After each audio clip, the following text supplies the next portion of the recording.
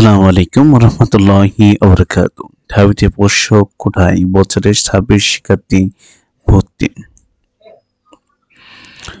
ঢাবি বিশ্ববিদ্যালয় প্রতি বছর গড়ে অন্তত 26 জন পোষ্য কোঠায় ভর্তি হচ্ছেন। 2020-21 থেকে সর্বশেষ 2023-24 শিক্ষাবর্ষ পর্যন্ত তথ্য পর্যালোচনা করে এমন চিত্র পাওয়া গেছে। এই 4 বছর অন্তত 106 জন কোঠার সুবিধা গ্রহণ করেছে। তবে এই সময় পোষ্য কোঠা আবেদন করেছে 177টি। বিশ্ববিদ্যালয় সূত্র বলছে, এই কোঠায় আবেদনকারীর মধ্যে অন্তত 40% ভর্তি হয়েছে মেধাভিত্তিক সিট থেকে। অর্থাৎ তারা পোষ্য কোঠা আবেদন করেছিল, তবে এই কোঠা ছাড়াই বিষয় পেয়েছে। 2020-21 শিক্ষাবর্ষে অন্তত 27 জন, 2021-22 শিক্ষাবর্ষে 25 জন, 2022-23 24 জন, 2023-24 শিক্ষাবর্ষে অন্তত 30 জন এই কোঠা ভর্তি হয়েছেন।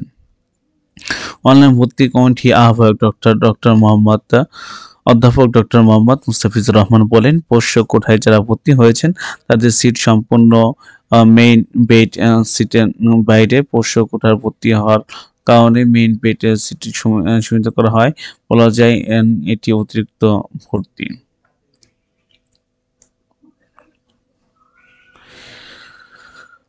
পোষ্য কোঠা আবেদন করতে ভর্তি পরীক্ষায় পাশ করতে হয় উল্লেখ করে তিনি বলেন, শুধু পাশ করলে হবে না, সে যে বিষয়ে পড়তে আগ্রহী সে বিষয়ে ভর্তি হওয়ার জন্য প্রয়োজনীয় নাম্বার তাকে ভর্তি পরীক্ষায় পেতে হবে। এদিকে পোষ্য কোঠা ইস্যুতে নিয়ে সরব হয়েছে বিশ্ববিদ্যালয়ের শিক্ষার্থীরা। অনেক অভিযোগ, এই কোঠা সমগ্র বৈষম্যমূলক, পিছিয়ে পড়া জনগোষ্ঠীর জন্য কোঠা থাকতে পারে, কিন্তু যারা কোনো সমস্যা নেই, শুধু বিশ্ববিদ্যালয়ে তার বাবা মা চাকরি করেন বলে। গত 21 অক্টোবর বিশ্ববিদ্যালয়ের সাধারণ কমিটিতে সভায় 27 অক্টোবর একাডেমিক্যাল কাউন্সিল সভায় আন্ডার গ্রাজুয়েট প্রোগ্রাম ভর্তি কোঠাগুলোতে মর্যাদা কোঠা, ওয়ার্ড কোঠা, খেলোয়াড় কোঠা সংশোধন রিভিউ কমিটি গঠন করে বিশ্ববিদ্যালয় প্রশাসন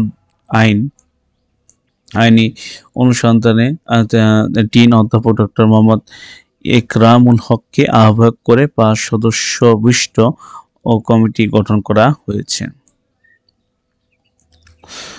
আমরা যদি এখানে একটু দেখি, আবেদনকারীর মধ্যে অন্তত এটা পড়েছিলাম আবার 40% ভর্তি হয়েছে মেধা ভিত্তিক সিটের মাধ্যমে যারা পোষ্য কোঠা আবেদন করেছিল। তবে এই কোঠা ছাড়াই বিষয় পেয়েছে 2020-21 অন্তত 27 জন, 21-22-এ 25 জন, 22-23-এ শিক্ষাবর্ষে 24 জন, 2023-24 শিক্ষাবর্ষে অন্তত 30 জন এই কোঠায় ভর্তি হয়েছেন।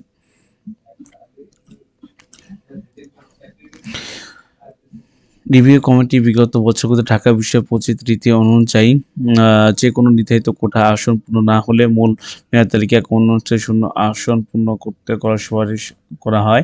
সাধারণ ভর্তি কমিটি 21 অক্টোবর সভায় আলোচনা পাস এর সিদ্ধান্ত আলোকে প্রদত্ত ক্ষমতা অনুযায়ী এই সুপারিশ 2024 শিক্ষাবর্ষ থেকে কার্যকর করা এবং তা কার্যকলাপ ভর্তি বিজ্ঞপ্তি অনুযায়ী সংশোধন আনার সুপারিশ করা হয়েছে।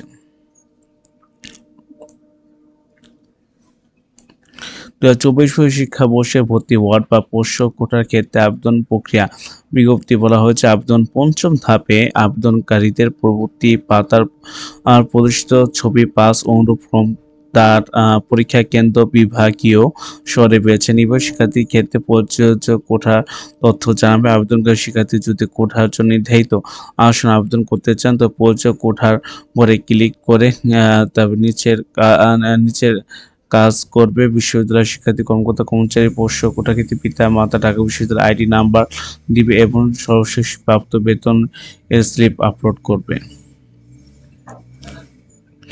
পোষ্য কোঠা সংরক্ষণ করা কতটা যৌক্তিক? বাংলাদেশ সুপ্রিম কোর্টের advocate Mujahidul Islam Shaheen the daily ক্যাম্পাসকে বলেন, সংবিধান 28(4) অনুচ্ছেদ অনুযায়ী নারী, শিশু ও যারা অনগ্রসর আছে তাদের জন্য বিশেষ বিধান প্রণয়ন করে রাষ্ট্রকে নিবৃত্ত করবে না। তার মানে নারী, পুরুষ ও শিশু নাগরিকদের মাধ্যমে অনগ্রসর বিশেষ সুবিধা দেওয়া যায়। যারা বিশ্ববিদ্যালয়ে চাকরি করেন তাদের অনগ্রসর বলা যাবে না উল্লেখ করে আইনজীবী বলেন, তারা বিশ্ববিদ্যালয় থেকে বিশ্ববিদ্যালয় সম্পর্কে জানে, পড়াশোনা নিয়ে ধারণা আছে। সুতরাং এই অনগ্রসর শ্রেণী অন্তর্ভুক্ত হবে না। বিধায় এই পোষ্য কোটা বাতিল হলে সংবিধানের সঙ্গে সাংঘর্ষিক হবে না। তো আজকে এই পর্যন্ত কি, সবাই ভালো থাকবেন, সুস্থ থাকবেন। আসসালামু আলাইকুম ওয়া রাহমাতুল্লাহি ওয়া বারাকাতুহু।